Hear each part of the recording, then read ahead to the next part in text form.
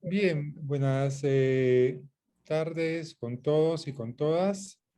Vamos a comenzar nuestra sesión número 9 sobre la fundamentación de la metafísica de las costumbres de Immanuel Kant. Eh, y nosotros nos habíamos quedado en, ¿cómo se llama?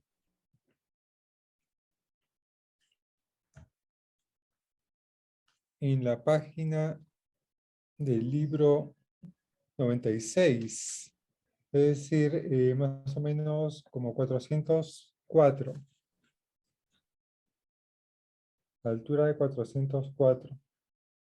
Pero podríamos leer de pronto ese párrafo anterior, un párrafo que comienza en 403. No sé si alguien se Yo, anima. yo creo que sí.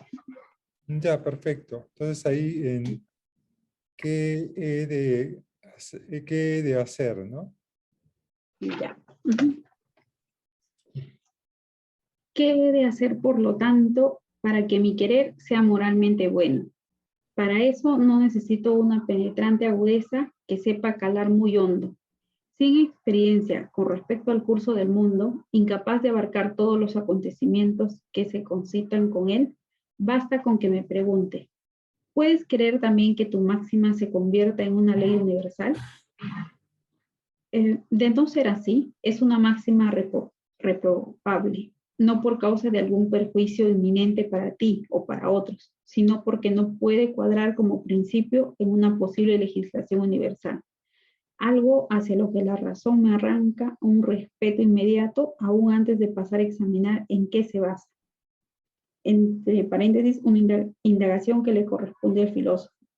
Si bien llego a entender al menos que se trata de una estimación del valor, el cual prevalece largamente sobre todo cuando es encarecido por la inclinación, la necesidad de mi acción, merced al puro respeto hacia la ley práctica, es aquello que forja el deber, y cualquier otro motivo ha de plegarse a ello, puesto que supone la condición de una voluntad buena en sí, cuyo valor se halla por encima de todo.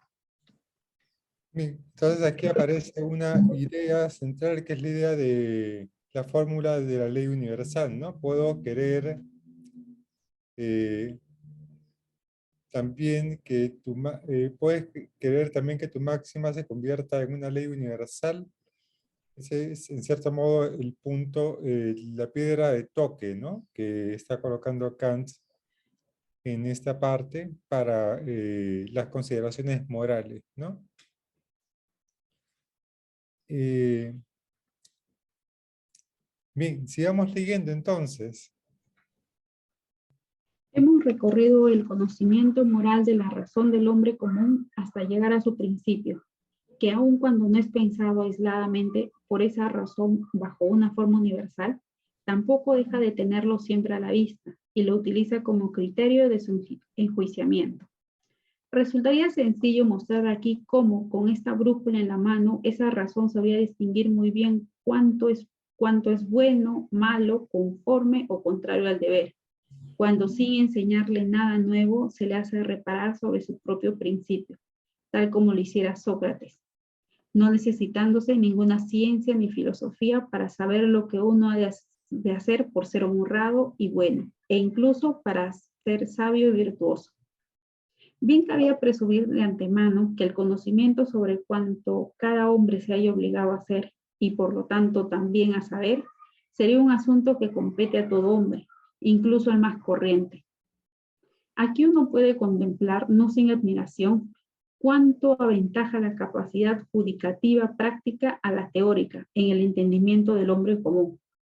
En el plano teórico, cuando la razón ordinaria se atreve a apartarse de las leyes empíricas y las percepciones de los sentidos, incurre en misterios incomprensibles y cae en contradicción consigo misma, sumergiéndose, cuando menos, en un caos de incertidumbre, oscuridad e inconsistencia. Sin embargo, en lo práctico, la capacidad adjudicativa solo comienza a mostrarse convenientemente provechosa cuando el entendimiento común excluye de las leyes prácticas todos los móviles sensibles. Incluso puede volverse harto sutil al chicanear con su conciencia moral u otras exigencias lo que debe ser tildado de justo, o cuando quiere determinar con toda franqueza para su propia instrucción el valor de las acciones, y en este último caso puede abrigar tantas esperanzas de acertar en la diana como pueda prometerse siempre un filósofo, e incluso la mayoría de las veces estará con mayor seguridad en el blanco, pues el filósofo no puede tener ningún otro principio distinto del que tenga él, pero sin embargo sí puede fácilmente enmarañar su juicio con un cúmulo de consideraciones extrañas al asunto en cuestión y dejarse desviar del rumbo correcto.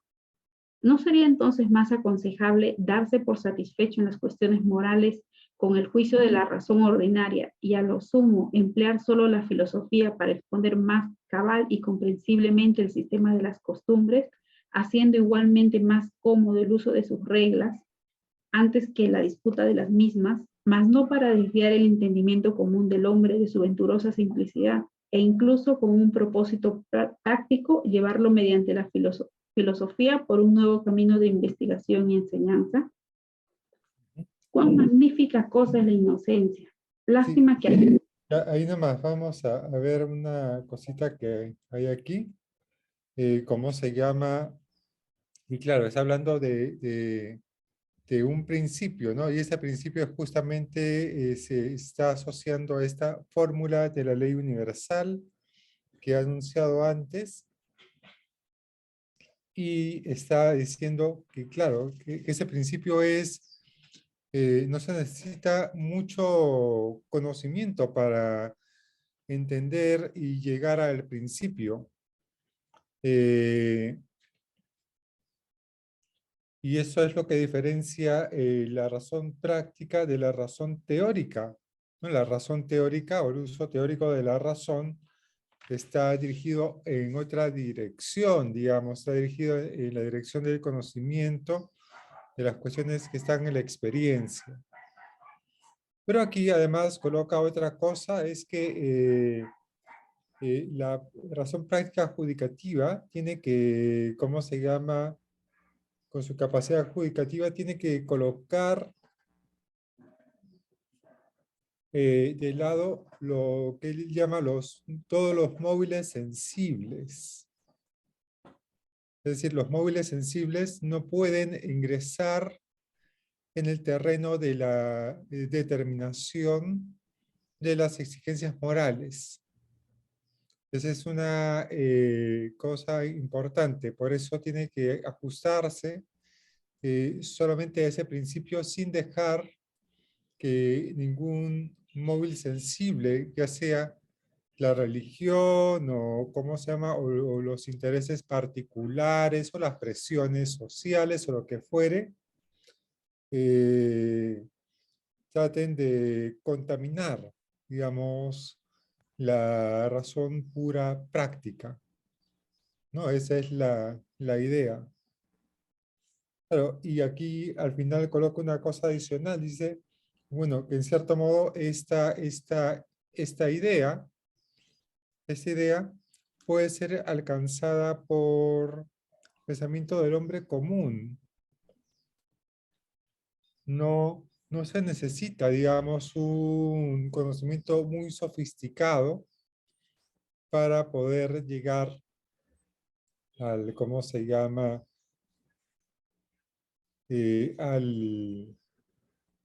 Al principio moral, para poder tener una claridad respecto del principio moral. Entonces aquí Kant, claro, está partiendo de la experiencia moral común, le está dando forma filosófica. Ese es un elemento que atraviesa por lo menos todo el primer capítulo. ¿Sí? No sé si tenemos algún comentario o alguna cosa adicional que quieran. Yo solamente quería enfatizar en eso último que has comentado acerca claro, eso es, o sea, me parece importante, ¿no? Porque la lectura más superficial de Kant es, bueno, Kant es un filósofo que está poniendo principios abstractos alejados de la experiencia común, ¿no? Y bueno, en este pasaje está bastante claro que Kant no está haciendo eso, ¿no? Sino que, claro, hoy en día a eso le llamamos con este concepto técnico de inmanencia, ¿no? El principio es inmanente a la práctica y lo que Kant está haciendo es conceptualizarlo, ¿no? Es decir, ponerlo en conceptos. Entonces, claro, el principio de la moralidad no es una cosa que venga de otro lado, sino que lo que hace la filosofía más bien es aclarar cuáles son los principios que están operando ya en nuestra práctica, ¿no?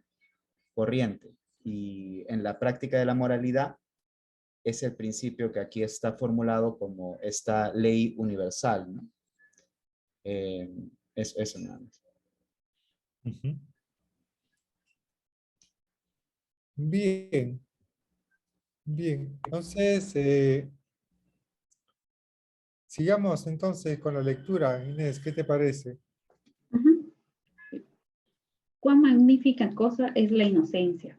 Lástima que a su vez no sepa preservarse y se deje seducir fácilmente.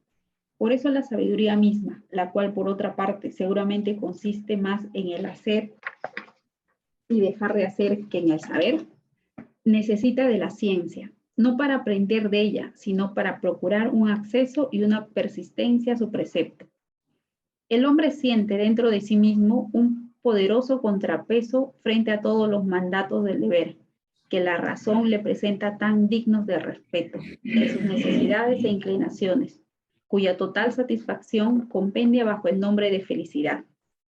Ahora bien, la razón ordena sus prescripciones inexorablemente, sin prometer nada con ello a las inclinaciones, postergando irreverentemente a esas pretensiones tan impetuosas y aparentemente plausibles, que no consienten verse suprimidas por mandato alguno.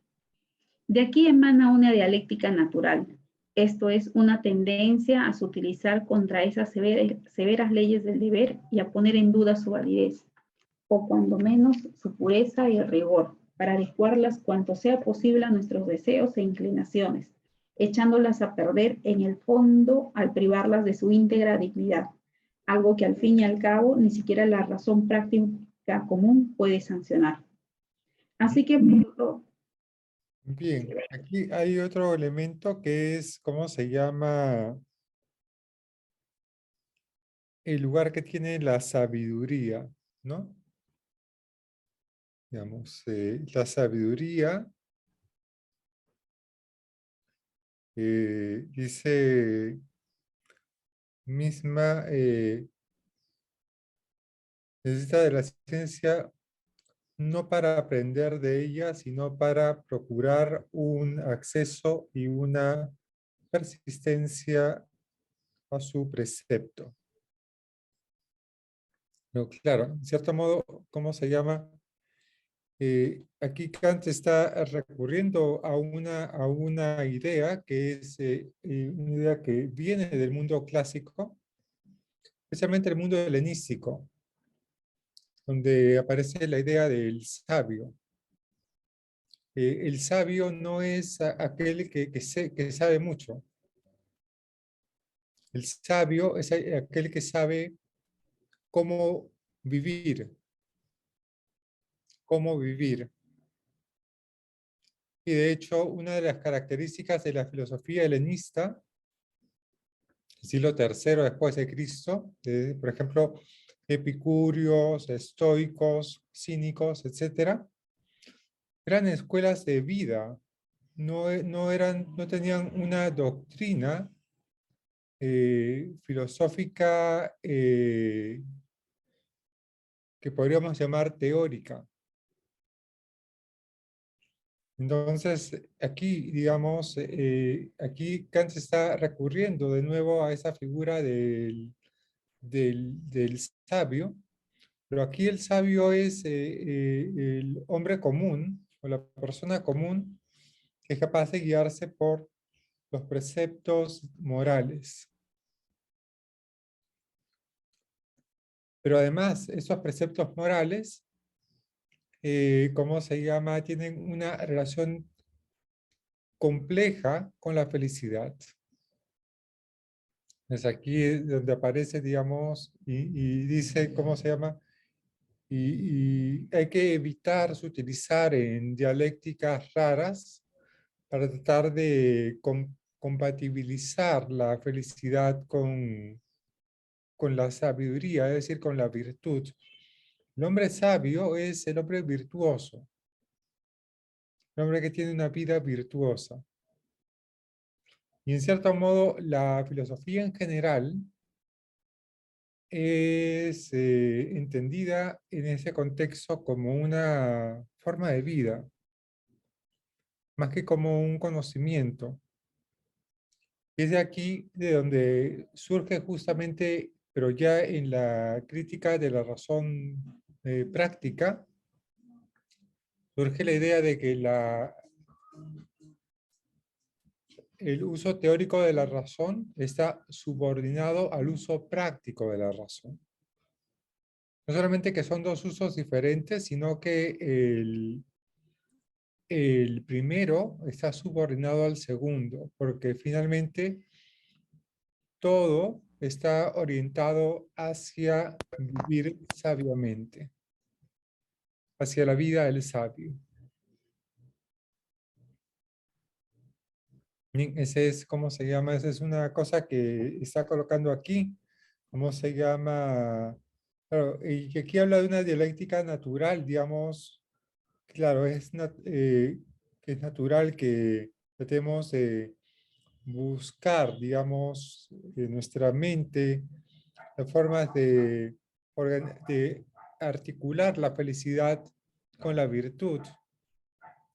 Pero no hay que dejarse, ¿cómo se llama? Hay que saber colocarle un freno a esa dialéctica natural, ¿no? Así como en la crítica de la razón pura, Kant dice que la razón se hace preguntas que no puede responder, pero que... Y es ahí donde surge justamente por esa dialéctica natural las posiciones metafísicas, dogmáticas, pero es necesario colocarle un freno. Aquí también hay que ponerle un freno a esa dialéctica natural.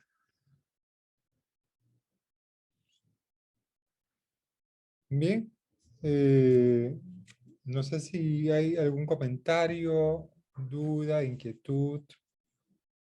Recuerdo, profesor, que en el prólogo indicaba que cualquier hombre podía, o sea, razonando, podía acceder a la razón práctica y por eso mismo guiarse o actuar de forma correcta. Sin embargo, que era muy difícil para ellos conocer la razón teórica y por eso él se ve, o sea, es imperativo escribir sobre ello para él, ¿no? Antes que tocar la razón práctica. Me parece que eso lo vimos en el prólogo. Sí, eso está, en el prólogo lo habíamos visto. Claro, es decir, ¿cómo se llama? La idea es esta, digamos, toda persona más o menos intuye cuál es la diferencia entre lo correcto y lo incorrecto. Pero, ¿cómo se llama? Pero también es cierto que todos tenemos en nuestra cabeza unas ideas metafísicas sobre el mundo, una metafísica dogmática. Nadie es capaz de tener una metafísica dogmática en la cabeza. Entonces, lo primero que hay que hacer, hay que colocar un freno a esa metafísica dogmática. A esa metafísica dogmática. Es la primera tarea que hay que emprender. Porque lo otro, digamos, no es tan complicado. Lo otro que es articular filosóficamente el sentido moral común no es tan complicado. Lo que es mucho más difícil es, ¿cómo se llama?, hacerle entender a la gente que ideas como, por ejemplo, eh, el, de que existe, que el alma es inmortal y que sobrevive después de la muerte y que sobrevive como si fuese, y que hay un conocimiento metafísico real de esa cuestión y que hay un Dios y todo, y todas las otras cosas, eso es mucho más difícil de, ¿cómo se llama?, de, de eliminar, porque forma parte de la misma dinámica de la propia razón. Y por eso es necesario comenzar con una crítica de la razón pura para allanar el camino a la filosofía y consolidar un sistema metafísico diferente, una metafísica crítica. Claro, en Kant no se trata de que en Kant no hay metafísica, hay una metafísica, pero es diferente, es un sistema metafísico distinto, es decir, es crítico, es decir, que distingue entre fenómeno y cosa en sí, y que dice que las cosas en sí no son cosas que se pueden conocer, que limita el conocimiento. Y que la metafísica consiste más que todo en las estructuras trascendentales que hacen posible que podamos conocer. Esa es la estrategia de Kant. Pero aquí en el pensamiento moral común, claro, las personas están de acuerdo en que ciertas cosas son correctas, ciertas cosas son incorrectas. Pero no, lo que no queda claro es por qué. Y es ahí donde está el asunto. Digamos, el asunto no es cómo se llama, no es simplemente señalar que, claro, mentir está mal. La pregunta es poder responder por qué mentir está mal. Entonces, ese es el trabajo que va a hacer Kant. Va al por qué, digamos, al fundamento de cómo se llama, de los preceptos morales. Por eso se llama, el texto se llama Fundamentación de la metafísica de las costumbres. ¿Bien? ¿Estamos bien con eso? Sí, sí, profesor. Gracias. Bien, Inés, entonces continuemos. Así que, por lo tanto, la razón del hombre común se ve impelida no por una necesidad más o menos especulativa, algo que no le acecha mientras se conforme con ser una simple y sana razón, sino por motivos genuinamente prácticos, a salir de su círculo y avanzar un paso dentro del campo de una filosofía práctica, para recibir allí mismo un informe y una clara indicación sobre la fuente de su principio, así como sobre la correcta determinación del mismo en contraposición con las máximas a que dan pie cualquier necesidad e inclinación, a fin de abandonar la perplejidad en la que le sumen esas pretensiones bilaterales y no correr el riesgo de que le sean hurtados todos los auténticos principios morales por la ambigüedad en que incurre tan fácilmente. Así pues, cuando se cultiva en la razón práctica ordinaria, se va trabando inadvertidamente una dialéctica que le fuerza a buscar ayuda en la filosofía, tal como le ocurre en el uso teórico, y de ahí que ambos usos no hallen descanso, sino en una crítica íntegra de nuestra razón. Y acabamos el capítulo primero. Por fin. Así es. Bien, entonces aquí, ¿cómo se llama? Está cerrando un poco el círculo del argumento, ¿no? Diciendo, claro, De todas maneras, la razón necesita una crítica tanto en el ámbito teórico como el ámbito práctico. Y cómo se llama, pero... Y ese es el trabajo que está, ¿cómo se llama? Y entonces se trata de una crítica integral, ¿no? De la razón. Otra cosa que también este párrafo, bueno, es interesante, ¿no? Porque esta es una cosa que luego aparece también en Rawls con la figura del equilibrio reflexivo. Y es esta idea de, digamos, la bidireccionalidad de la filosofía práctica en este sentido, ¿no? Es decir, por un lado, partimos del conocimiento moral común, es decir, tomamos la práctica moral común para remontarnos al principio, ¿no? Y aquí dice, ¿no? Que la razón se ve impelida a salir de su círculo y avanzar un paso dentro del campo de la filosofía práctica para recibir allí mismo un informe y una clara indicación sobre la fuente de su principio. Y luego regresa, ¿no? Así como sobre la correcta determinación del mismo, en contraposición con las máximas a que dan pie cualquier necesidad de inclinación. Entonces, desde las prácticas nos remontamos al principio, pero una vez clarificado el principio, tenemos que bajar hacia las máximas a que dan lugar, ¿no? Porque es interesante, ¿no? Porque la idea es un poco esto. Las máximas de la experiencia moral común deben poder ser explicadas, en cierto modo, por un principio normativo. Pero ese principio normativo, una vez que haya explicado la mayor cantidad de prácticas, y eso es una cuestión acerca de qué tan explicativa es la teoría moral, ¿no? Acerca de nuestra práctica común, una vez que ya hemos determinado el principio normativo, lo que hacemos es crítica de la práctica. Se critica con el principio las prácticas, ¿no? Como aquellas que el principio no legitima. Porque también hay prácticas morales que no necesariamente se corresponden con el principio de la moralidad. Eso es un poco lo que está diciendo Kant aquí en la última parte, ¿no?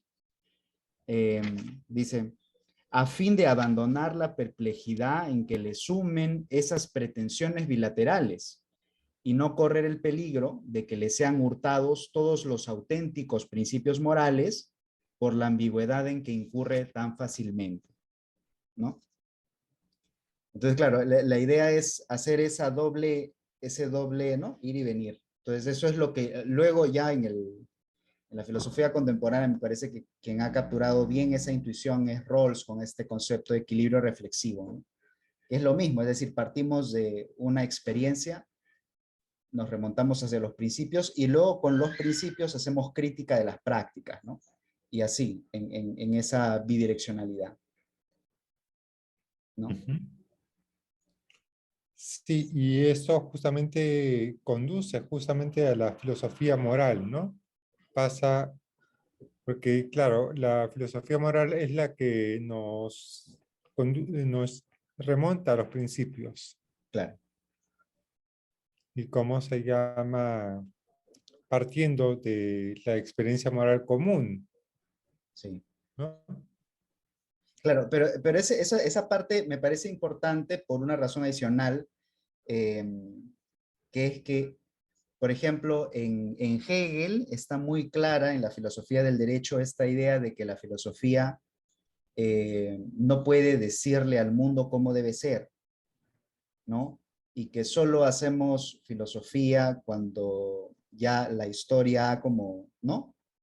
Eh, echado a andar sus últimos rendimientos, ¿no? Entonces la filosofía solamente da cuenta de aquello que ya es. Y claro, yo sé que a ese concepto le han sacado luego la vuelta, ¿no? Los hegelianos, porque también hay filosofía práctica en Hegel, pero una cosa bien interesante es que en Kant la idea de la crítica está muy presente en su método. Su método es crítico, ¿no? Es crítico no solo no solo en el sentido de, ¿no? De crinein, de discernir cuáles son los principios, sino también es crítico porque es crítica de las prácticas en las que estamos incursos, ¿no? Entonces, en Kant no basta solamente con comprender cuál es el principio, ¿no? Es de ida y vuelta, ¿no? Y eso es algo que se, bueno, no sé si exactamente se pierde, pero por lo menos hay una menor intensidad en esa idea, ¿no? Esto, por ejemplo, Rawls lo dice de esta manera, ¿no? En Kant hay claramente una teoría de los deberes morales que, por ejemplo, no puede encontrarse en Hegel, ¿no? No se encuentra en Hegel. Hegel no te ofrece una orientación acerca de qué cosa debe hacer uno. Hoy en el debate contemporáneo hay esfuerzos para extraer de Hegel una ética, ¿no? Creo que Allen Wood tiene un texto sobre el pensamiento ético en Hegel, pero son reconstrucciones, pues, ¿no? Pero en Kant está directo. El asunto es, ¿no? Empezar con la pregunta, ¿y qué debo hacer? Pues, ¿no? Claro, claro. Claro, Hegel, más bien la razón por la cual Hegel elabora de esa forma distinta es porque él presupone que en las prácticas mismas está la razón actuando. Cuando, sí. Es, para Hegel la razón es algo que se presenta como una relación en las prácticas sociales y en la misma historia. Por lo tanto, ¿cómo se llama? Sería absurdo para Hegel que la razón se critique a sí misma. Sí. Es decir, que los principios que la razón coloca inmanentes a las prácticas sean criticados por la razón misma. Mm. En cambio, Kant, pero lo que pasa es que, claro, Hegel lo que trata de hacer es, ¿cómo se llama? Naturalizar, en cierto modo, la teoría práctica de Kant. Pero al hacer eso, ¿cómo se llama? Cristaliza, digamos, los principios en instituciones. Y una institución lo que hace es ilumina el principio, pero por otro lado también le coloca sombras. Mm. Y en cambio, en Kant, el principio se eleva por encima de las prácticas y de las instituciones, y a partir de allí, ¿cómo se llama? Critica a las prácticas y a las instituciones. Es de ida y de vuelta, ¿no? Claro. Sí. No, bueno, en Hegel hay lecturas que son como más críticas, ¿no? Más, y algunas son incluso más normativas. Entonces hoy en día hay una gran literatura sobre eso. Eh, pero también hay una lectura de Hegel más conservadora, ¿no? Y Hegel da para eso, pues, ¿no? Pero el problema es que, claro, no el problema, ¿no? Sino la diferencia, creo yo, es que en Kant no te da para una lectura no crítica, ¿no? Entonces, ahí hay una ventaja en cierto sentido, ¿no? Ahora, claro, acá también le ha caído una serie de críticas por esta lectura superficial, ¿no? Pero a mí siempre me interesa destacar este aspecto en el que Kant no está diciéndonos qué cosa tenemos que hacer, no es su tarea, sino que está haciendo filosofía práctica. En ese sentido, está tratando de aclarar cuáles son los principios de nuestra experiencia moral, pero además esos principios tienen un potencial crítico, ¿no? Eh, que es esta idea de mirar críticamente nuestra vida moral, pues, ¿no? Entonces, claro, él tiene una serie de compromisos críticos con una serie de instituciones, ¿no? O sea, cuando él critica eh, la, en este pasaje de la crítica, de la primera parte de la crítica, no sé si en el prólogo, ¿no? La iglesia por su santidad y el derecho por su majestad han creído que están libres de la crítica, ¿no? Y no, pues, ¿no? Deben someterse también a la crítica de la razón. Entonces, sí, pues Kant es el gran, o sea, en ese sentido, ¿no? El gran crítico de la Ilustración. Ujú. Sí, sí. A ver, ¿cómo se llama? Hegel coloca la razón, digamos, para Hegel la razón se cristaliza en las instituciones. Al hacer eso, parece ser que una lectura, digamos, una de las lecturas posibles de Hegel es entonces si la razón se cristaliza en las instituciones. Entonces, las instituciones no pueden ser criticadas porque son la cristalización de la razón. Sí. ¿Qué es lo que Y el pasa con el Estado? tampoco, digamos, claro, y el Estado no puede ser criticado, etcétera. Claro. En cambio, ¿cómo se llama? Kant coloca el principio no en las instituciones, sino por arriba. Sí. Y a partir de ello, de allí, coloca, digamos, ilumina críticamente toda la vida social intersubjetiva. Esa es cómo se llama, esa es la diferencia, digamos. Es una diferencia importante. Claro, no todos los hegelianos asumen esta idea, digamos, pero en Hegel está, digamos, esa idea como una idea posible, una lectura posible, ¿no? Sí. Esa idea de que todo lo racional es real y todo lo real es Es racional. racional. Sí. Todo lo racional es real y todo lo real es racional. Y si todo lo real es racional, entonces no hay que criticar lo real, porque lo Claro, real es preñado de racionalidad. pero fíjate en esto, que ese es un detalle bien interesante, ¿no? Porque hay, hasta donde yo sé, esto también salió en un curso de la filosofía del derecho de Hegel con el profesor Miguel Yusti, que es un gran entendido, un hegeliano muy autorizado, ¿no? Y él nos dijo que habían pasajes en otros textos de Hegel, eh, o también que podría, no quiero ser impreciso, ¿no? Que podrían haber también traducciones de ese mismo pasaje que acabas de citar, que podrían entenderse también de esta manera. Todo lo real debe ser racional. Entonces también había esa opción y uno de los comentarios que salió en la sesión era que el Hegel de la filosofía del derecho, es decir, el que escribe la filosofía del derecho, habían hipótesis de que probablemente sea un texto eh, más, digamos, encuadrado en sus labores como, ¿no? Como profesor universitario y además con ciertos compromisos con el Estado, ¿no?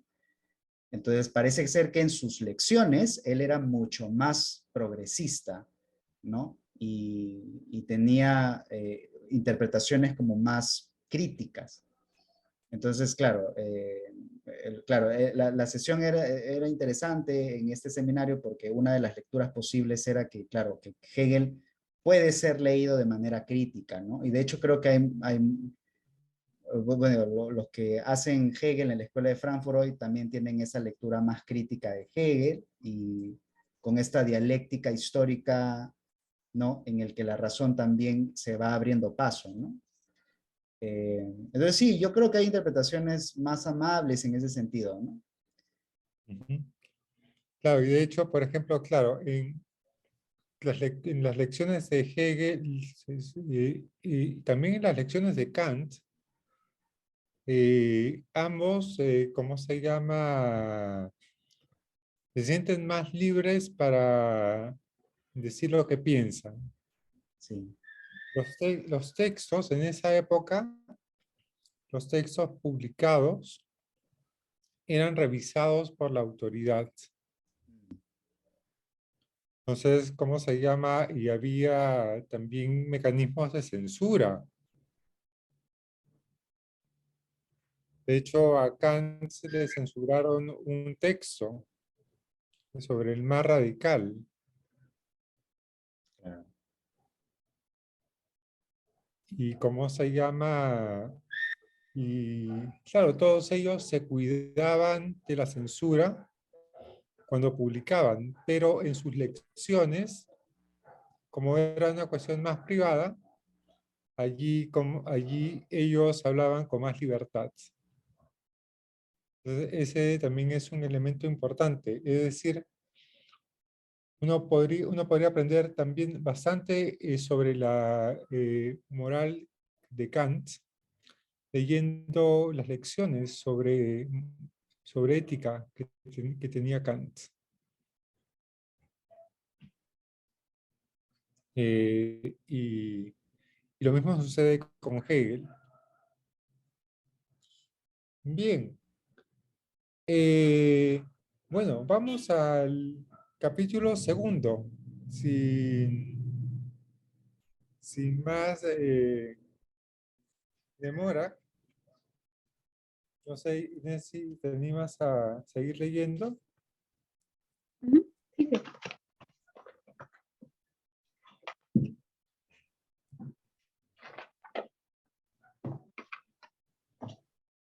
Capítulo segundo, tránsito de la filosofía moral popular a una metafísica de las costumbres. Si hasta ahora hemos ido sacando nuestro concepto relativo al deber del uso común de nuestra razón práctica, no cabe concluir en modo alguno a partir de ahí que lo hayamos tratado como un concepto empírico.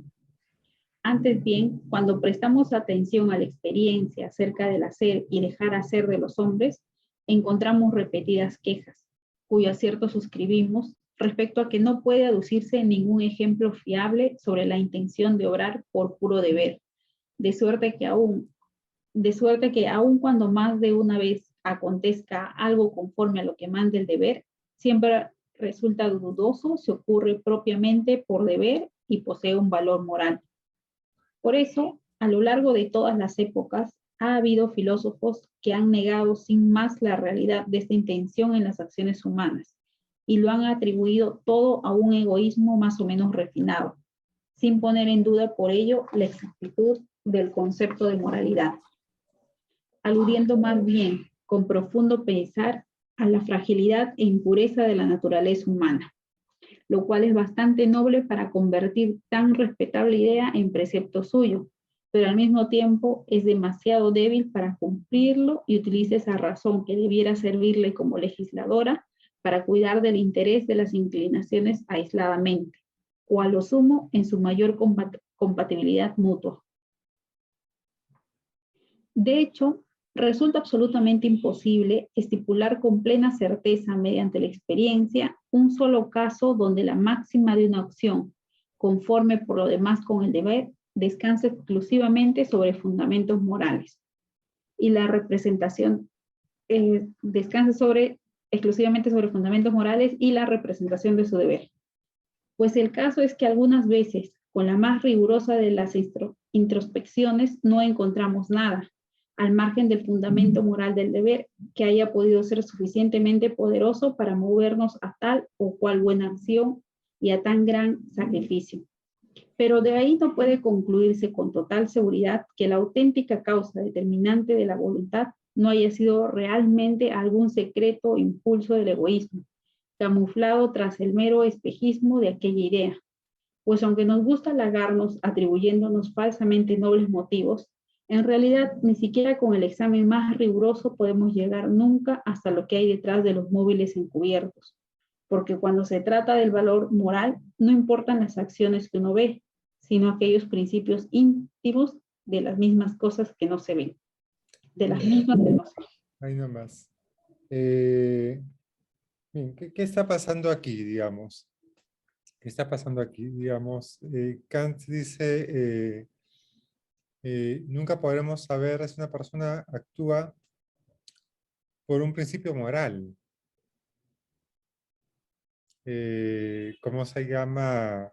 Siempre puede haber, ¿cómo se llama? Algún interés egoísta muy refinado que aparece como si fuese una motivación moral, pero en realidad es una resorte egoísta y cosas por el estilo. Eh, claro, hay que entender bien lo que está diciendo Kant aquí, digamos. Lo que Kant está diciendo es que nosotros, como seres humanos, somos animales racionales. Y entonces tenemos dos dimensiones, nuestra corporeidad y nuestra racionalidad. Es, lo que es posible es que nosotros podamos tener conciencia del deber moral, porque somos seres racionales. Pero, y eso es lo que a Kant le interesa. Aquí, digamos, el estudio de Kant es, ¿cómo se llama? Es dar cuenta de cómo la conciencia moral funciona. No cómo la conciencia moral moviliza a las personas para actuar. El hecho de, ¿cómo se llama?, de las acciones que las personas realizan y saber si son auténticamente morales o no. Ese es otro tema. Ese es otro tema. Por eso Kant dice aquí ni siquiera los ejemplos. Inclusive en un momento más va a decir, puede ser que no haya ningún ser humano que actúe de acuerdo al principio moral, pero eso no importa, porque lo que importa es clarificar cuál es el principio moral. No es detectar si hay algunas personas que actúan de acuerdo al principio moral o no. Ese es el asunto al que va Kant. Por eso Kant inicia ese segundo capítulo con este, ¿cómo se llama? Con este contenido. Es decir, señalando que no se trata de descubrir en las personas, en las acciones de las personas, si actúan realmente de manera moral o no. No se trata de clarificar cuál es el principio moral. ¿Estamos bien con eso? Alguno podría preguntarse, entonces, en ese caso, ¿qué sentido tiene, digamos? En el sentido de que, claro, somos animales, pero también racionales. Somos capaces también de darnos cuenta, de aclarar el principio moral y eventualmente también es una posibilidad humana actuar de acuerdo a él. Pero no está diciendo que, ¿cómo se llama? Que lo que él va a hacer es detectar ejemplos de conductas auténticamente morales. Porque ese es otro negocio, es otro asunto, es otra investigación. Una investigación que forma parte, digamos, qué sé yo, de la psicología moral, pero no de la filosofía moral.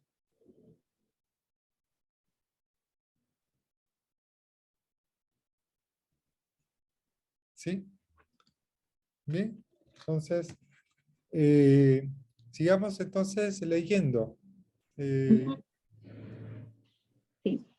A quienes se burlan de la moralidad, considerándolo como un simple delirio de una fantasía humana sobrepujada por la vanidad, no se les puede rendir mejor servicio que concederles que los conceptos del deber, tal como por comodidad se persuade uno gustosamente de que también sucede así con todos los demás conceptos, han de ser extraídos exclusivamente a partir de la experiencia, pues con ello se le dispensa un triunfo seguro. Por amor a la humanidad, quiero conceder que la mayoría de nuestras acciones son conformes al deber, pero si se miran de cerca sus caprichos y cavilaciones, uno tropieza por doquier con ese amado yo, que siempre descuella, sobre el cual se apoya su propósito y no sobre ese verso mandato del deber que muchas veces exigiría abnegación. No necesita uno ser precisamente un enemigo de la virtud, sino tan solo un observador sereno que no identifique sin más un vivo deseo por hacer el bien con su autenticidad, para, sobre todo con el bagaje de los años y un discernimiento tan escarmentado por la experiencia como aguzado por la observación, para dudar en ciertos momentos de si realmente se da en el mundo alguna virtud genuina. Y aquí nada nos puede preservar de que abandonemos por completo nuestras ideas relativas al deber, para conservar en el alma un fundado respeto hacia su ley, salvo la clara convicción de que aun cuando haya habido acciones emanadas de tales fuentes puras, la cuestión aquí no es en absoluto si sucede esto o aquello, sino que la razón manda por sí misma, e independientemente de todos los fenómenos, lo que debe suceder, con lo cual acciones de las que quizá el mundo no ha dado todavía ejemplo alguno hasta la fecha, y sobre cuya viabilidad podría dudar mucho quien todo lo basa en la experiencia. Son inexcusablemente mandadas por la razón, de modo que no quepa mermar un ápice la inmaculada lealtad exigible por cada hombre en la amistad, aunque acaso hasta ahora no hubiese habido ningún amigo leal, porque este deber reside como un deber genérico anterior a cualquier experiencia, en la idea de una razón que determina la voluntad mediante fundamentos a priori. Aquí hay una idea, hay una expresión que es ese amado yo. Justamente ayer discutiendo con Claudia, ¿no? ¿Te acuerdas? Sí. Que es, ¿cómo se llama? Ese amado yo, que es, digamos, la fuente del autointerés, del egoísmo, en cierto modo, es el gran, ¿cómo se llama? Es el gran obstáculo que tiene el ser humano para ajustar su conducta a las normas morales. Entonces aquí lo está acusando, digamos, como una piedra en el zapato, digamos.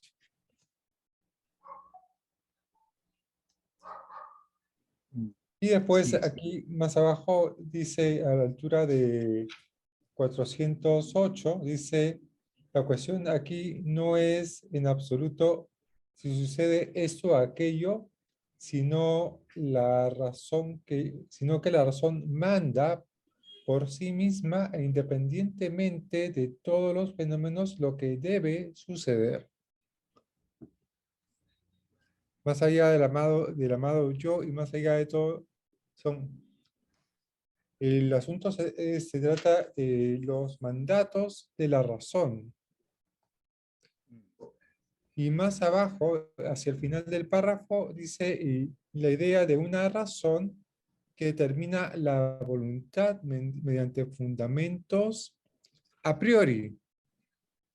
Y aquí entonces aparece de nuevo esa expresión a priori, es decir, independiente de la experiencia, que, ¿cómo se llama? Que es una característica de la razón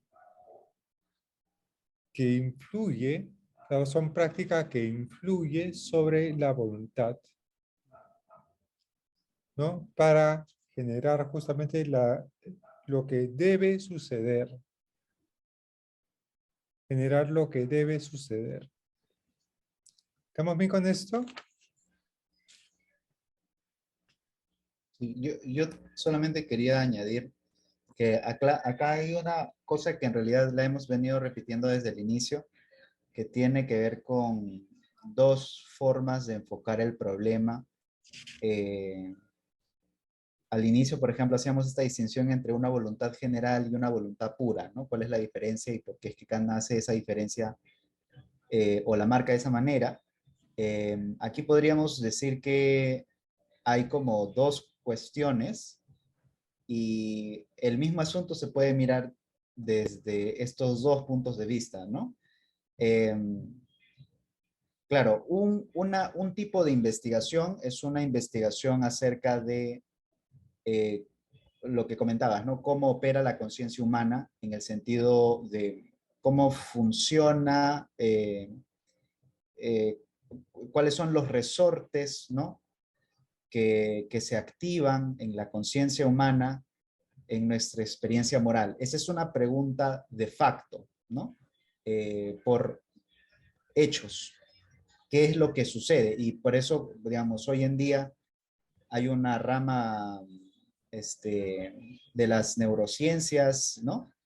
Que está interesada mucho en eso, en cómo funciona nuestro cerebro cuando actuamos moralmente, ¿no? Y tiene mucha vigencia esa rama, ¿no?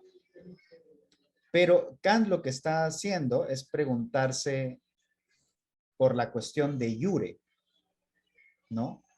Entonces, esto queda muy claro acá cuando dice aquí no nos interesa lo que sucede, ¿no?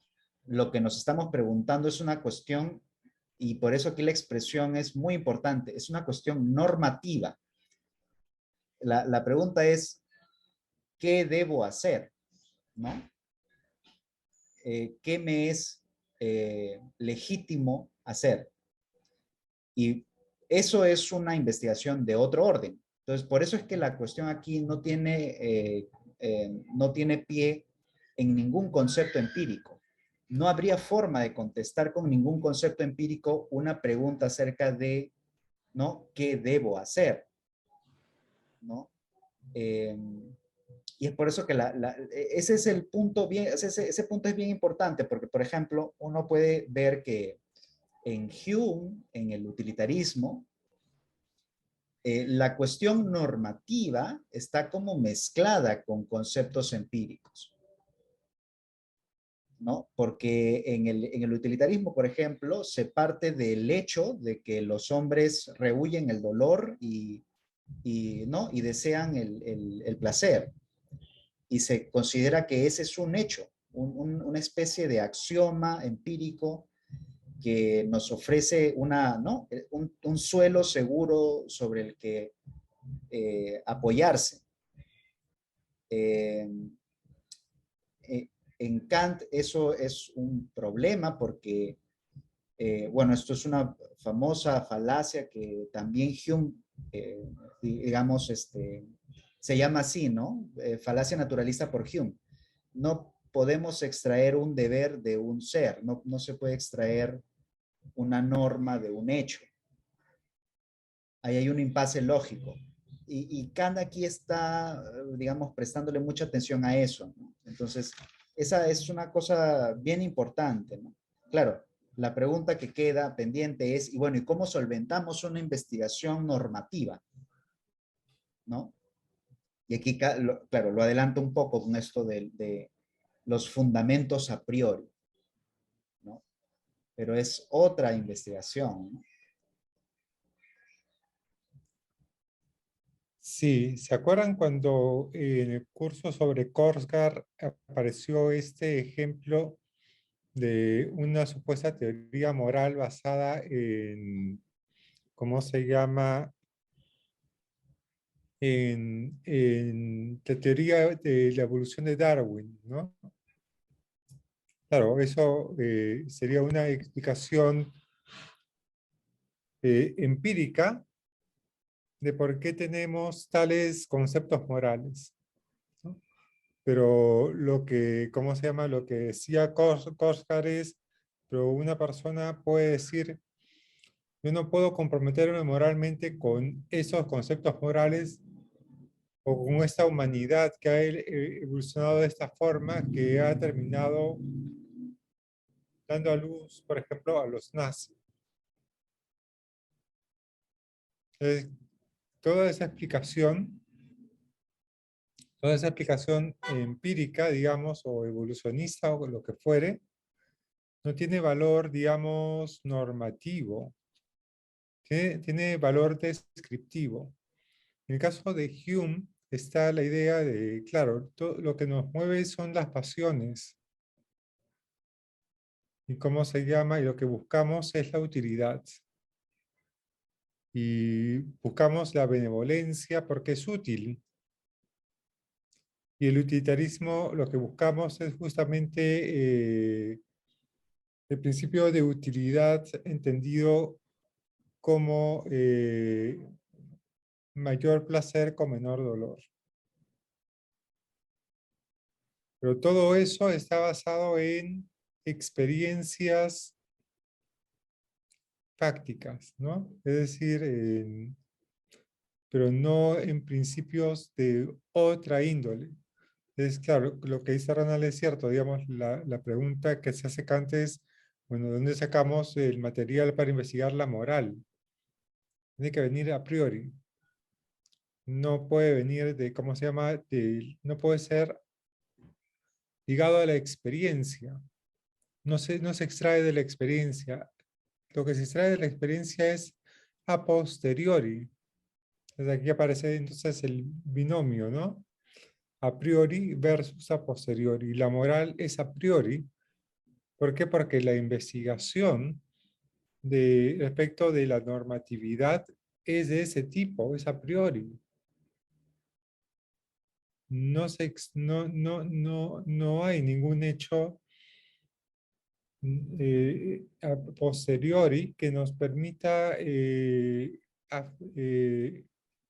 sostener, solventar la moralidad. Ese es el argumento.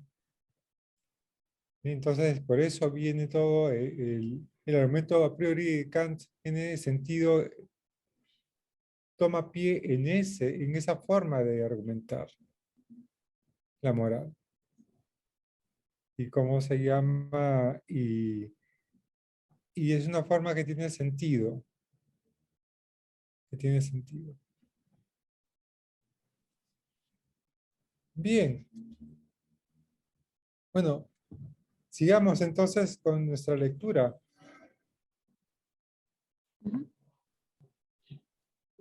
Además, ha de tenerse presente que si no se quiere impugnar toda verdad y relación con algún posible objeto al concepto de moralidad, no cabe poner en tela de juicio que su ley tenga una significación tan extendida como para valer no solo para los hombres, sino para todo ser racional en general.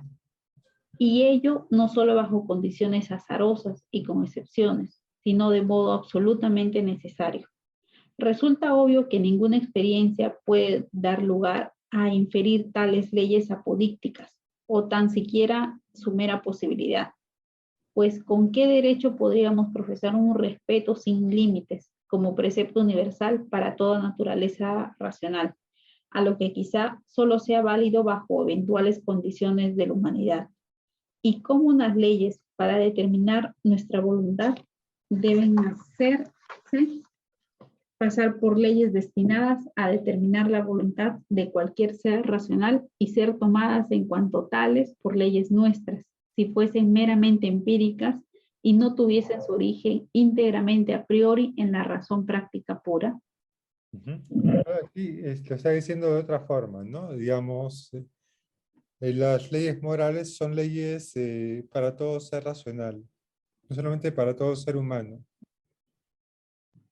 Y si dependen de la experiencia, entonces, ¿cómo podemos saber que la experiencia humana es igual a la experiencia de todo ser racional? No hay forma. Por eso tiene que ser a priori. tiene que estar basado no en la experiencia, sino en aquello que compartimos con todos, es racional. Y es justamente la razón. Esa es otra forma de presentar el mismo argumento, ¿no? De por qué tiene que ser a priori la ley moral, ¿no? Ujú. Sigamos entonces. El peor servicio que se puede rendir a la moralidad es querer hacerla derivar de unos cuantos ejemplos, porque cualquier ejemplo suyo que se presente ha de ser enjuiciado previamente según principios morales, para ver si es digno de servir como ejemplo primordial o modelo.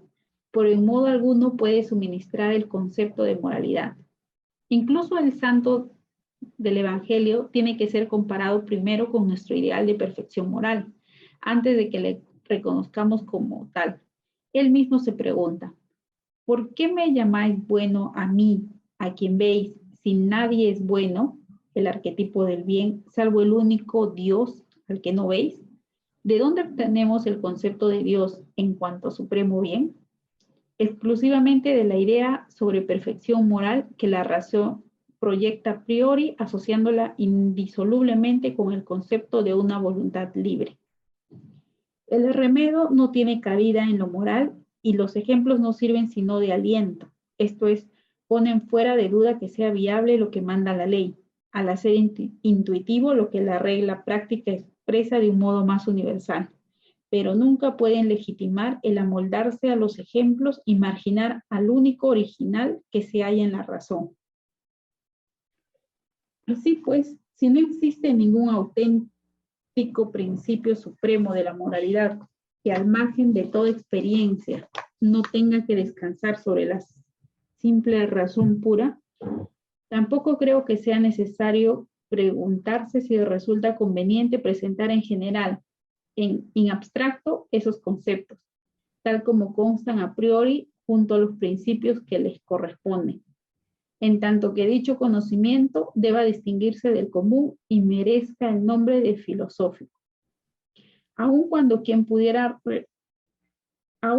bien pudiera resultar necesario en una época como la nuestra, puesto que de llegar a votarse si resulta preferible un conocimiento racional puro, separado de todo lo empírico, esto es una metafísica de las costumbres o una filosofía práctica popular, pronto se adivina hacia qué lado se inclinaría la mayoría.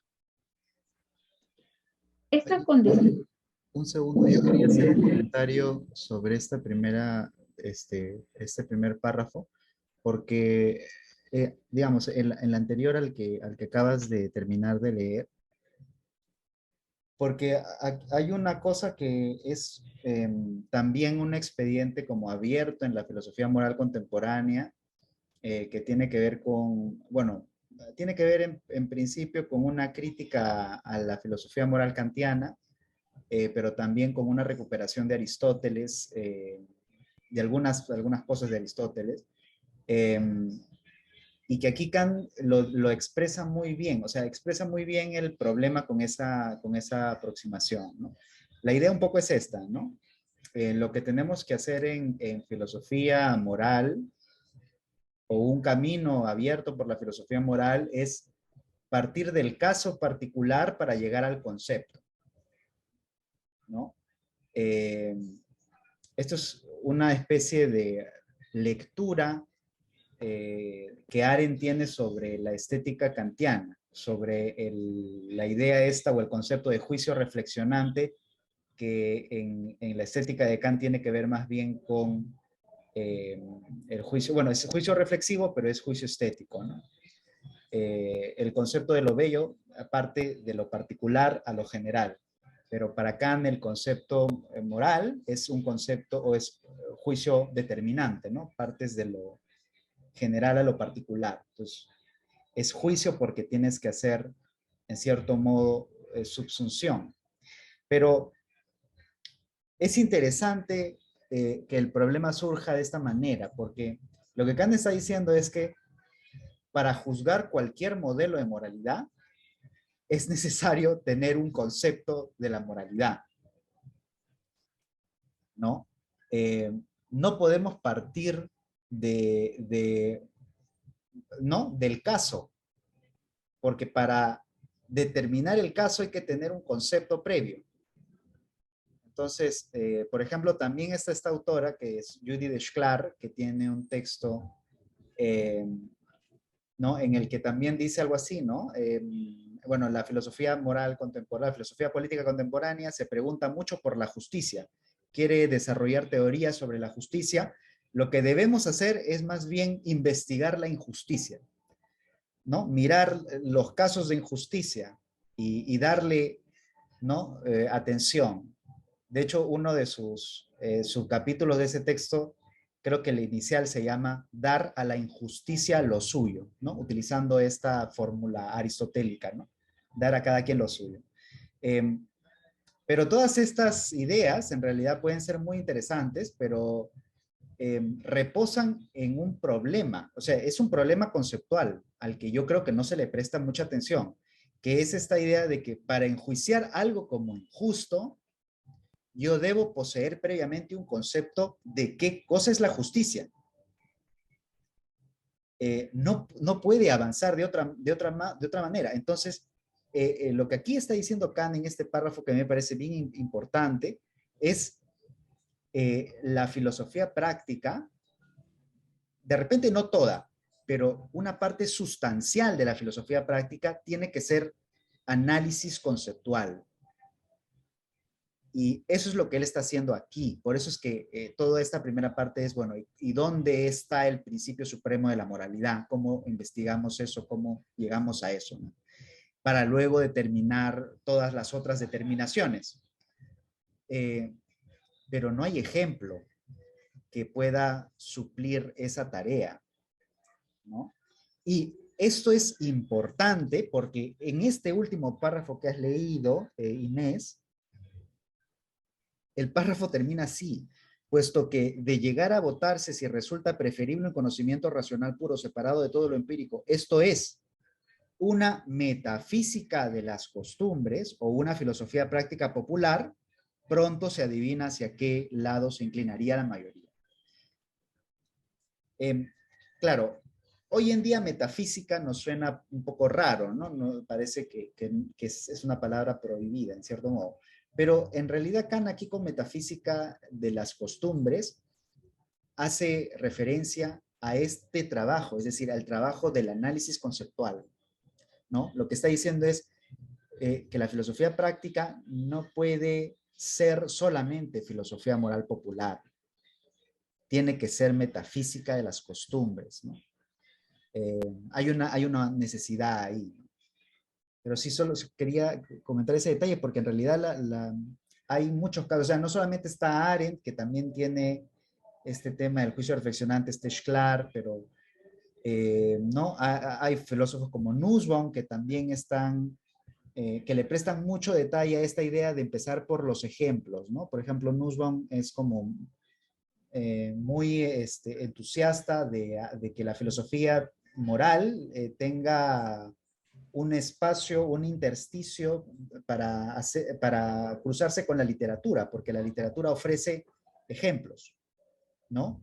Ofrece desarrollos de cómo funciona la cosa en el contexto. Entonces, ¿no? Rorty también está en el mismo terreno. No, Rorty dice, ¿cómo se llama? Es mejor la cabaña del tío Tom que la fundamentación para la metafísica de las costumbres, porque nos da ejemplos.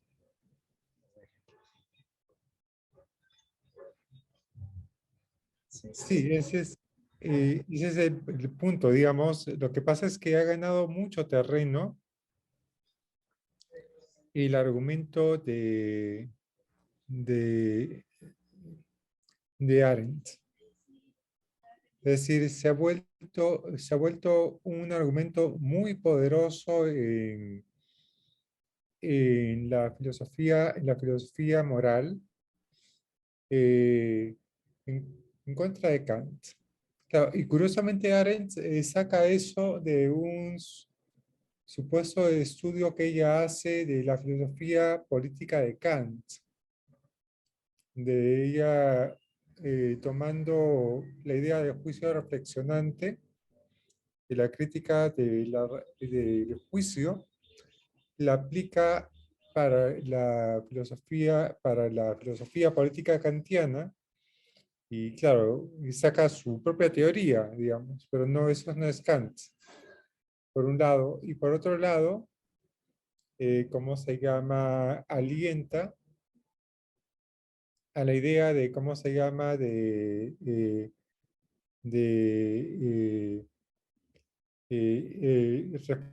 de juicio reflexionante para toda teoría moral, ¿no?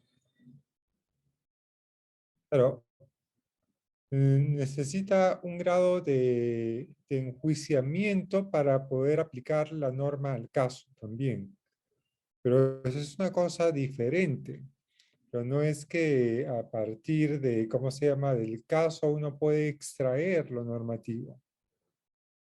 Ese es, y lo normativo, como muy bien señala Ronald, está articulado por conceptos que están desligados de la experiencia.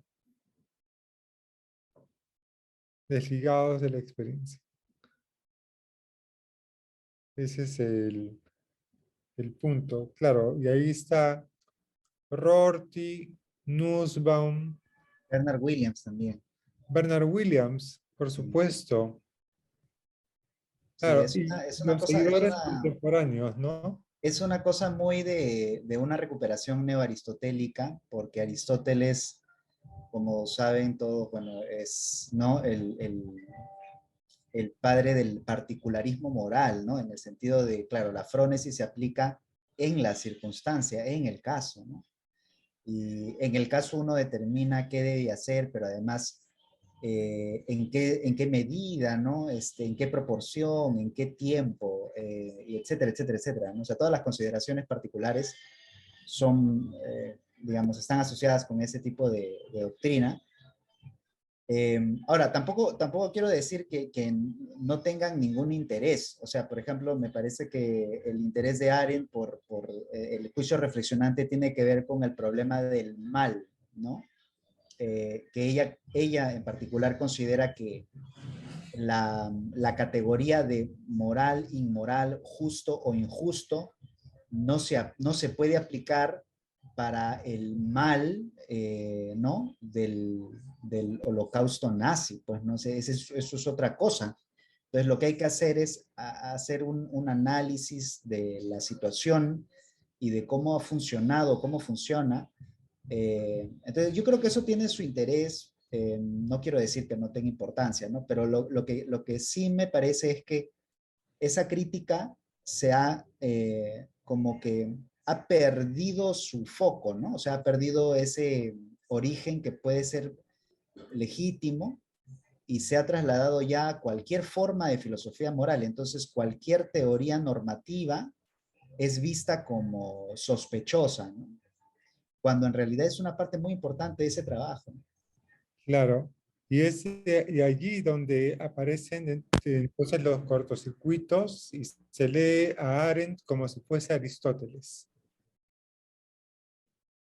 Entonces, como ambos apuntan, digamos, a lo particular, pero mientras que Aristóteles apunta a lo particular ¿cómo se llama? Para la teoría moral, Arendt apunta a lo particular para, ¿cómo se llama? Para el mal radical que ella entiende como el totalitarismo político.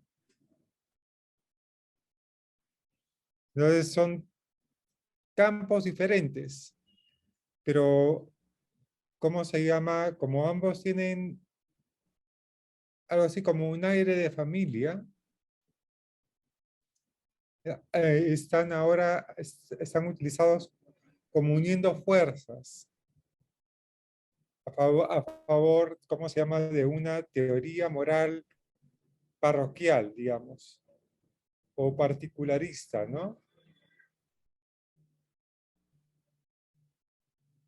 Claro, Claro, y eso sumado al nuevo escepticismo, ¿no? O sea, a mí me parece que Schklar expresa muy bien ese nuevo escepticismo respecto de los alcances de la razón, ¿no? Entonces, todo su trabajo es un intento de no hacer teoría normativa, ¿no? En cierto modo, sino que hacer una cosa que tiene también su importancia, ¿no? Pero es otro campo, ¿no? Este, entonces, claro, el escepticismo se junta a esto y, claro, entonces Kant queda solamente pues para el tacho, ¿no? La basura. Ujú. Claro, y eso también tiene que ver con y la fuerza que ha tenido el pensamiento de Wittgenstein, porque también Wittgenstein con el tercer Wittgenstein, ¿no? El de los juegos de lenguaje, las investigaciones, ha ayudado mucho a este recorrido, ¿no? De hecho, Amscom, que era discípula de Wittgenstein, apuntó bastante fuerte en dirección a la recuperación de Aristóteles en contra de Kant y en Sí, contra del utilitarismo, ¿no? sí, sí, sí, sí. Sí, todo eso tiene una historia más larga, ¿no? Pero sí, en verdad la situación de Kant en realidad se ha recuperado a partir de Rawls y de sus herederos en el mundo anglosajón, ¿no? Pero ese es un camino, digamos que a mí me parece que tiene mucho potencial hoy, ¿no? Porque hoy en día ya está como más claro que Kant ha sido pues, un poco deformado en la historia de la filosofía, ¿no? Por Hegel, por Arendt, por una serie de lecturas, ¿no? Poco caritativas, ¿no? Porque en verdad, buena parte de la filosofía del siglo XX es poco caritativa con Kant. O sea, si uno piensa en las figuras más importantes, Isaiah Berlin, por ejemplo, ¿no? Isaiah Berlin tiene una crítica contra Kant, contra Hegel, ¿no? Contra todos ellos, por otras razones, pero también sospecha, pues, de Kant, ¿no? Claro, en dos conceptos de libertad, por ejemplo, ¿no? La teoría kantiana es, en cierto modo, una base para el totalitarismo, ¿no? Totalitarismo, sí. Contra el totalitarismo soviético, contra el cual Berlín, digamos, argumenta constantemente, ¿no? Sí, sí, sí.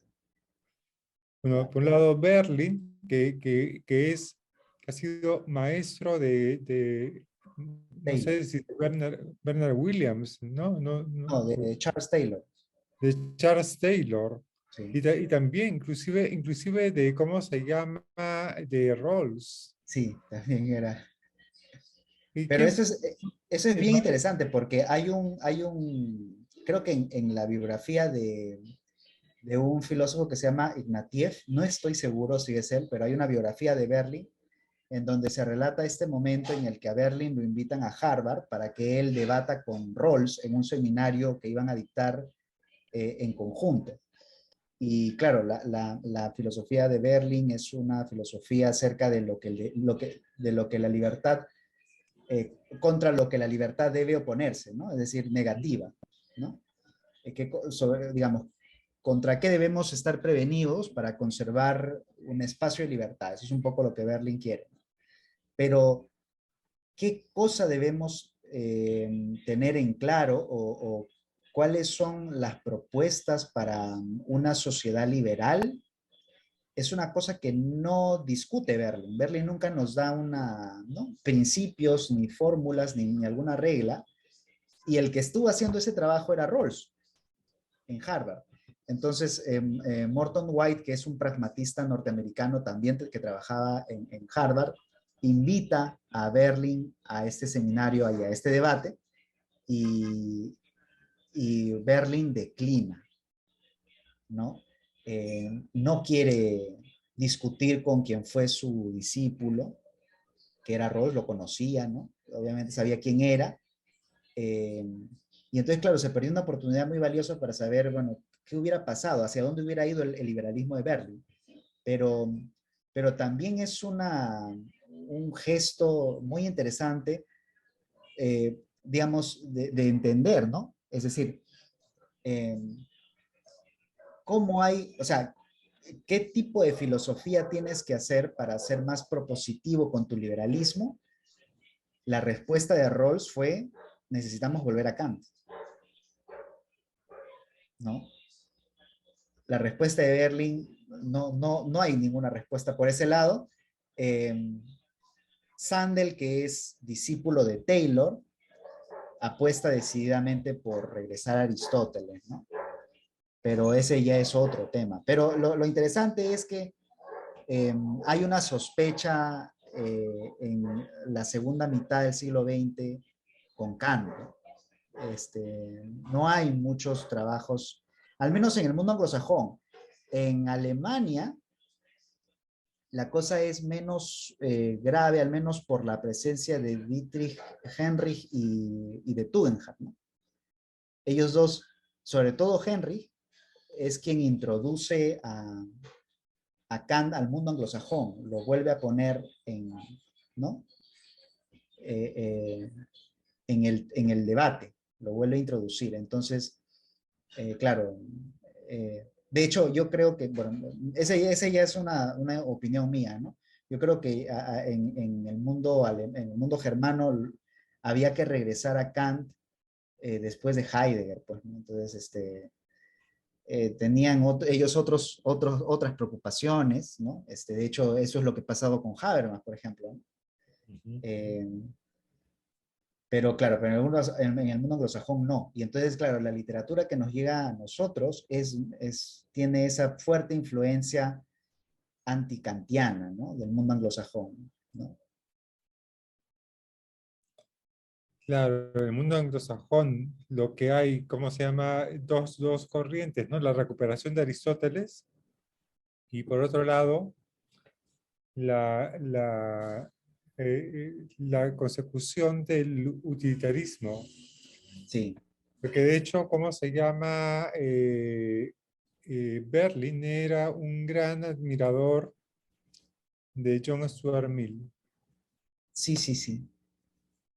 De hecho, yo creo que la tradición neoaristotélica ya hizo las paces con el utilitarismo, ¿no? Hay una conferencia en la que Martha Nussbaum se declara eh, cómoda con el utilitarismo. Tienen ciertas diferencias, pero en el fondo apuntan a lo mismo, ¿no? Son dos versiones consecuencialistas que están como bien emparentadas en el fondo. Entonces, eh, Bueno, yo como veo la relación es esta, digamos, hay una especie de línea de continuidad entre Hume y el utilitarismo. Porque Hume finalmente nos dice que en el fondo las pasiones que debemos cultivar son aquellas que generan mayor utilidad. Que la benevolencia es valiosa por la utilidad social que genera. Y de allí, al principio de utilidad utilitarista hay un paso, pero hay otra cosa adicional, y es que, ¿cómo se llama? Que después de la modernidad, cuando se rompe, digamos, la Edad Media y la mirada uniforme del mundo, se hace trizas y hay una pluralidad de concepciones de la vida. La única forma de recuperar a Aristóteles una de las formas fue a través de Hume. mm, Entonces, hay una variante del neo-aristotelismo que está atravesada por la lectura de Hume. sí, de acuerdo. Y si a eso le añadimos la presencia de Wittgenstein, allí tienes un cuadro ya más o menos formado, ¿no? Sí, Es decir, el Aristóteles, ese Aristóteles particularista, es un Aristóteles leído a través de Hume. y leído a través de Wittgenstein. Mm. Eso, ¿sabes dónde lo he encontrado? Lo he encontrado en un texto de Honora O'Neill. ¿En el de el Acting on Principle o en otro? Sí, sí. Sí, sí, sí. Sí, No, o no, sea, ese... no, en otro, ¿cómo se llama? Justice and Virtue. Ah, ya, ya, ya. Sí, Sí, sí hay virtud. sí, sí, yo también creo que hay una cosa, o sea, un Frankenstein, ¿no? O sea, algo que se ha armado con partes de... Porque lo cierto es que hay una reacción contra el utilitarismo en la segunda mitad del siglo XX, pero el otro, o sea, es como el, ¿no? Navegar entre Escila y Caribdis, ¿no? Y Escila es pues el utilitarismo contemporáneo y los filósofos neoaristotélicos están preocupados por darle duro al utilitarismo, pero Caribdis es Kant, ¿no? Y la filosofía deontológica kantiana. Entonces hay que, ¿no? Hay que estar como prevenidos de esas dos. Y claro, en ese proceso los neoaristotélicos han reactualizado una serie de cosas de, ¿no? De Hume. Pero también, también hay una serie de filósofos que son más escépticos, ¿no? Mucho escepticismo, de repente neojumiano también, pero escepticismo, ¿no? Rorty, bueno, Williams es un escéptico también en cierto modo. Eh, Sklar, ¿no? Y otros, ¿no? Entonces sí, es una cosa muy rara que está, y además está poco explorada, ¿no? Está como Claro, y en metaética está pues ese texto famoso de John Mackey, ¿no? de John Mackey, claro, claro, claro. John Mackey. Pero fíjate cómo se llama, por ejemplo, Nussbaum articula perfectamente a Aristóteles con el utilitarismo, con John Stuart Mill, es Sí. decir, y con Hume, es decir, allí hay una amalgama, digamos. Mm, Pero claro, es decir, todos estos neoaristotélicos podrían aliarse con los utilitaristas, sí, pero seguirían detestando a Kant. sí. De hecho, ¿cómo se llama? De hecho, si eres humiano, yo no veo cuál es el problema con asumir ciertas ideas utilitaristas. No, no, no hay, digamos, hay una línea de continuidad entre el utilitarismo y, de hecho, por ejemplo, cuando Korsgaard en las fuentes de la normatividad habla del asentimiento reflexivo, ¿quién le coloca allí? A A Hume, Williams, a Williams y a John Stuart Mill. de John Stuart Mill. Sí. Es decir, los tres están en el mismo paquete. Sí. Entonces, no hay ningún problema en tener una teoría como la de Martha Nussbaum que articule los tres. Parece que es completamente articulable. Sí, sí, sí, sí. Sí, pues, en verdad sí, hay varios puntos de contacto. Es como, claro, un apoyo en contra de esta filosofía moral que para ellos les resulta pues, más artificiosa, ¿no? Que tiene que ver con esta investigación acerca de la normatividad. Pero claro, pero la cosa ya está cambiando un poco, ¿no? Al menos hay como mayor interés en... Es que uno de los problemas que a mí me parece que, por eso es que Habermas es ineludible, pues. Eh, tiene que ver con, claro, el problema es que ya no vivimos en una polis.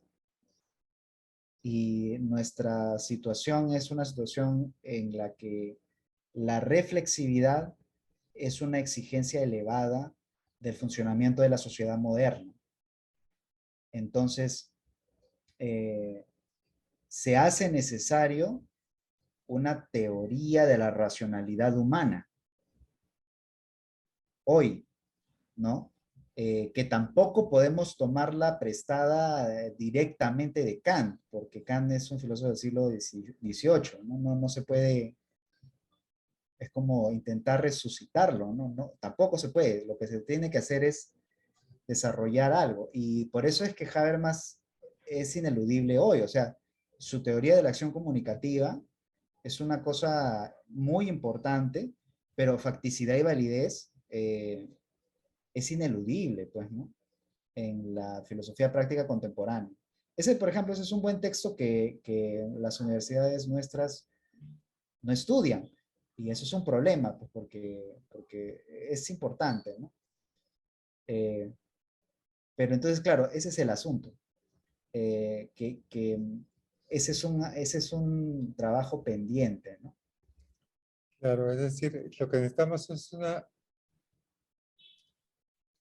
teoría poderosa de la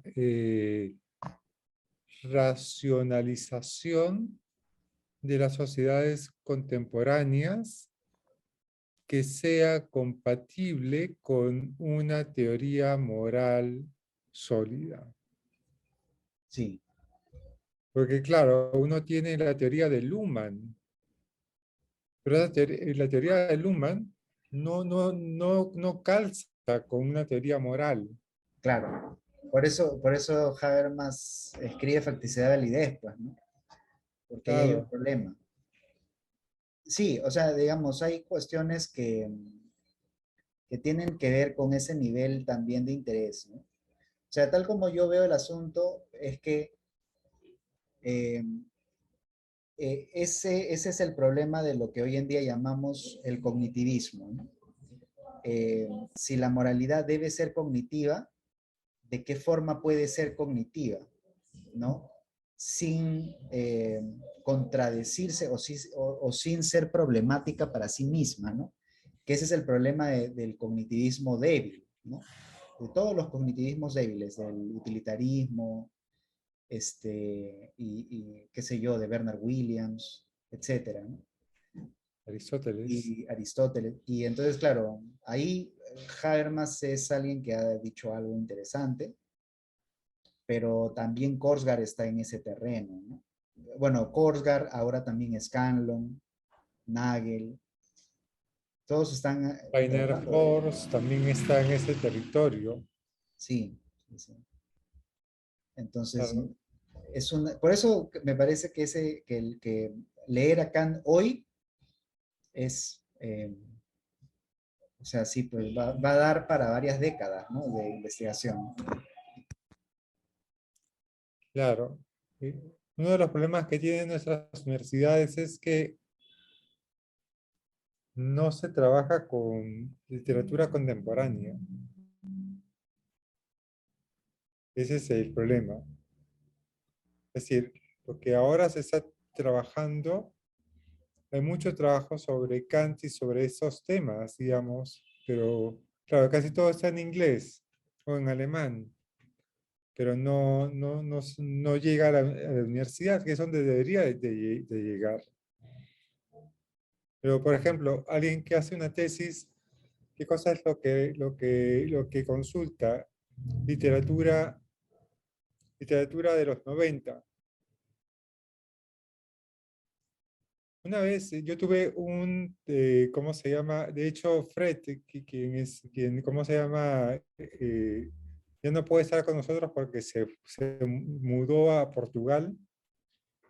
Pero Fred fue mi tesista, digamos, y a él le llamaba la atención cómo los tesistas hacían sus trabajos con literatura ¿cómo se llama? Del siglo XX. y los textos más actuales eran de los 90. Y claro, es decir, ¿cómo se llama?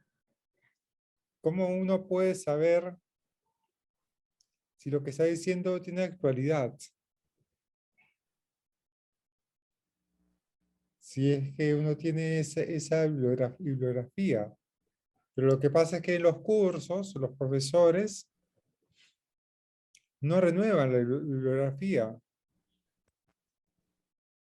Colocan bibliografía de cómo se llama de los 90. Claro, o no aclaran sus propios compromisos académicos, ¿no?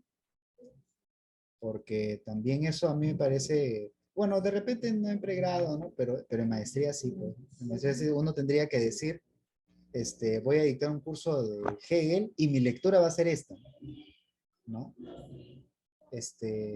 Y tiene esta orientación, etcétera, etcétera. Pues es una interpretación, pues, ¿no? No es la única.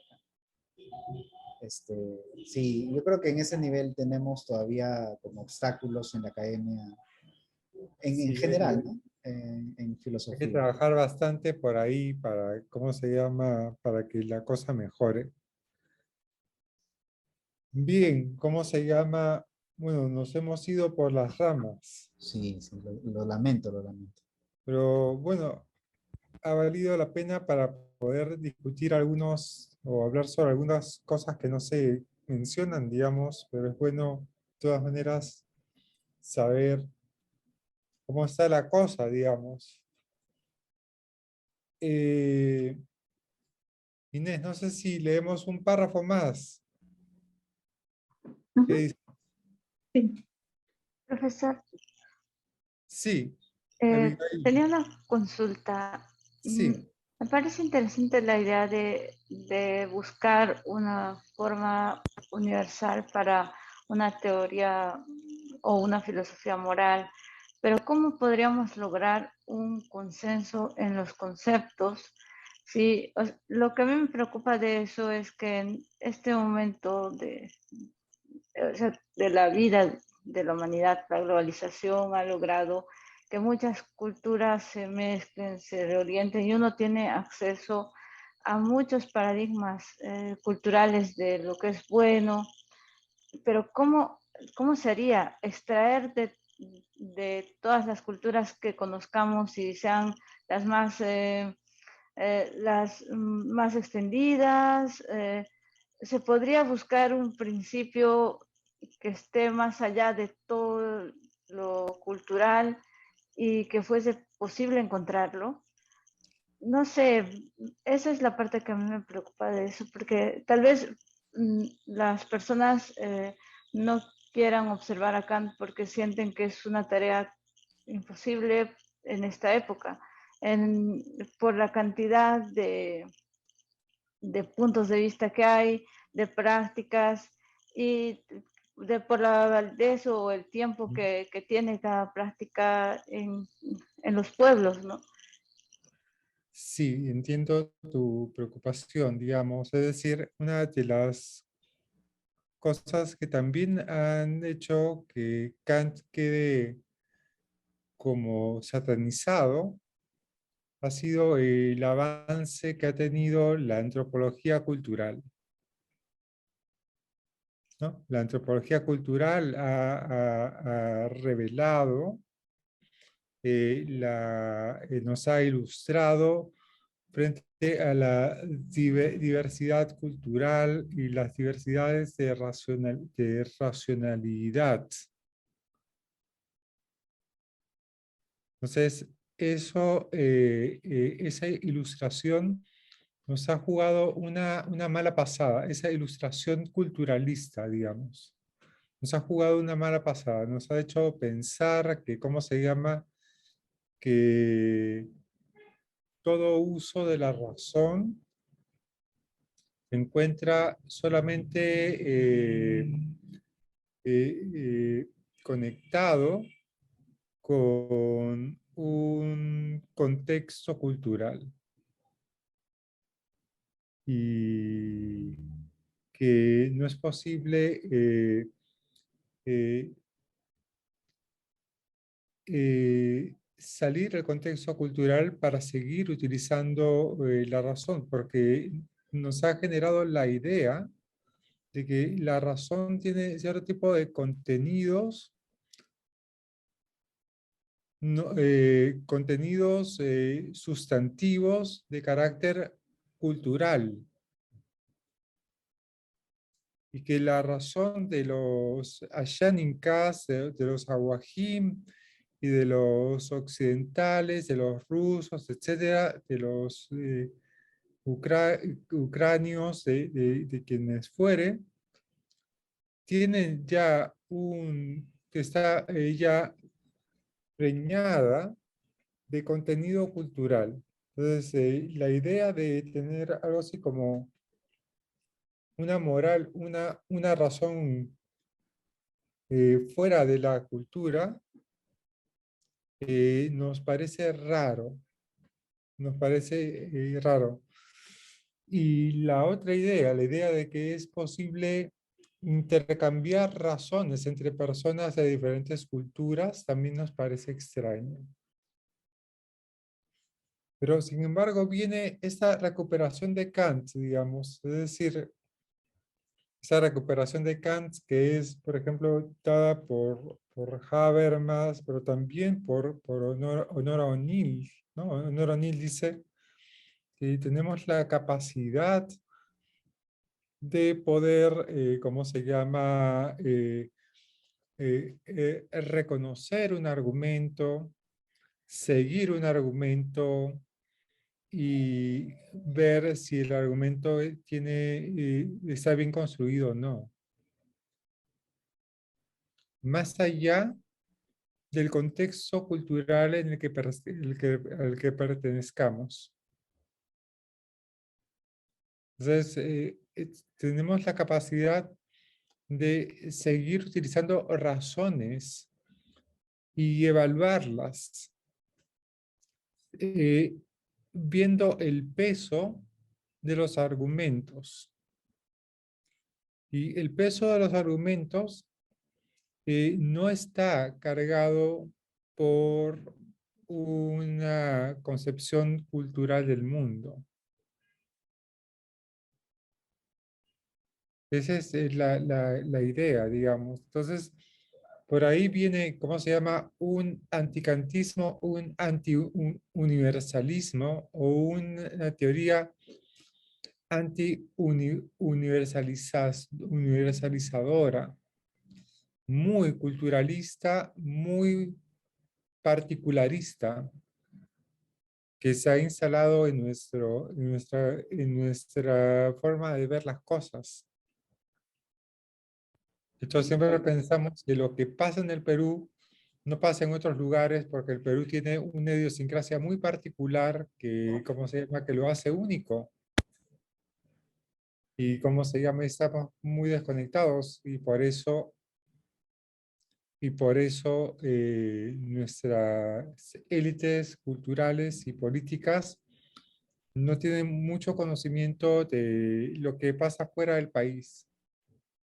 Pero esa es una variante de ese culturalismo que se ha afirmado con mucha fuerza en nuestro contexto, pero también en todo el mundo, digamos.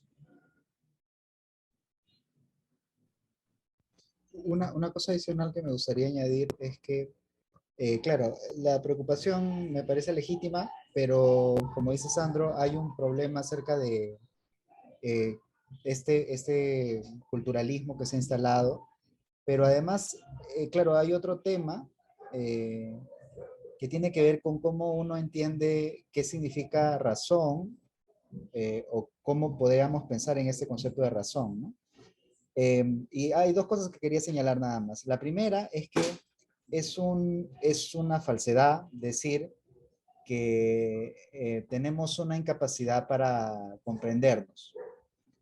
De hecho, todo el proceso de la modernidad cultural, lo que llamamos modernidad, es el proceso por el cual esas concepciones, ¿no?, articuladas por una visión ética se desarticulan, implosionan y nos empezamos a articular en sociedades complejas, en donde precisamente por eso los niveles de racionalidad aumentan, ¿no?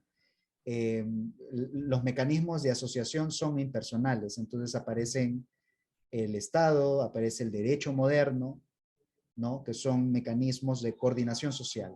Todo eso está atravesado por un tipo de racionalidad, que es la racionalidad moderna. Sobre eso hay mucha literatura. Entonces, por un lado, es falso que no podamos comprendernos. O sea, eso lo venimos haciendo.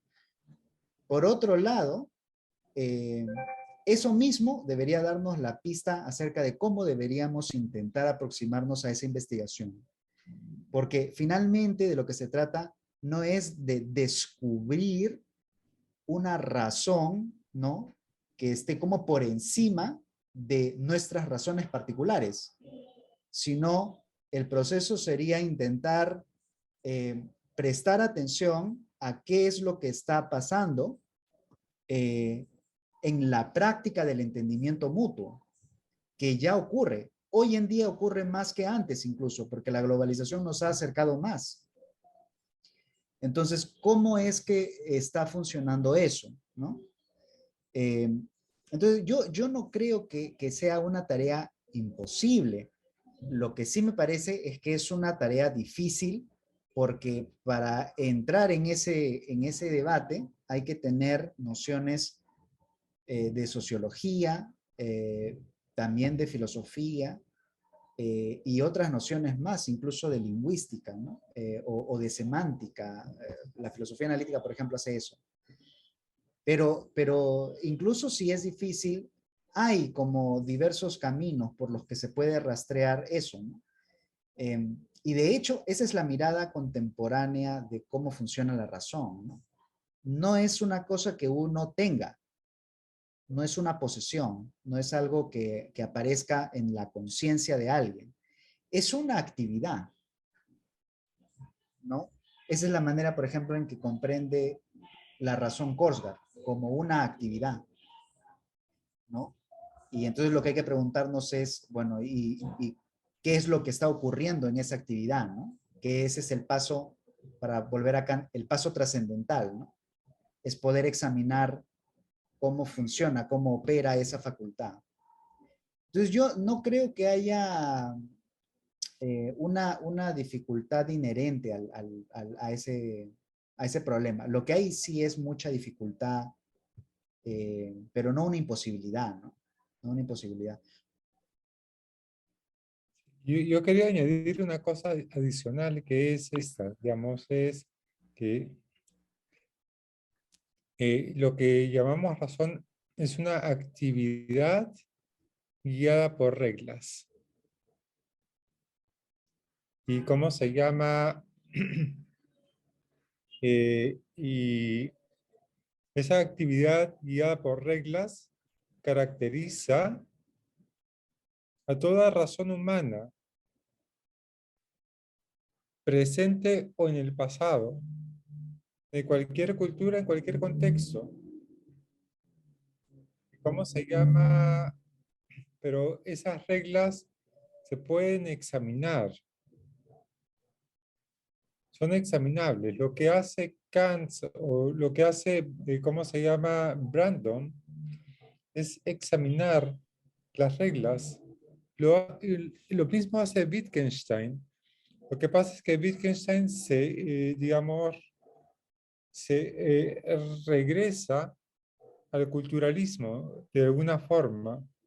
Y es por eso que, claro, si uno se acerca a la filosofía, ¿cómo se llama? Analítica, del tipo de Wittgenstein, y ¿cómo se llama? Que es una especie de impronta humiana en la filosofía analítica. Entonces, le es difícil entender cómo esas reglas pueden ser transversales a las culturas. Entonces, esa es una cosa que me parece que Abigail te está jugando en contra, digamos, a la hora de entender a Kant, que es estás de repente más familiarizada con, ¿cómo se llama? Con una concepción de la filosofía analítica que está más cercana a las teorías como las de Wittgenstein y más alejada de teorías como las de Sellars o las de Brandon. Y eso, ¿cómo se llama? Y eso termina acercándote más al culturalismo que a la posibilidad de entender, de abrirle, digamos, crédito, darle crédito a la posibilidad del intercambio más allá de las culturas. A mí me parece que por ahí va, por ahí va el disparo, digamos.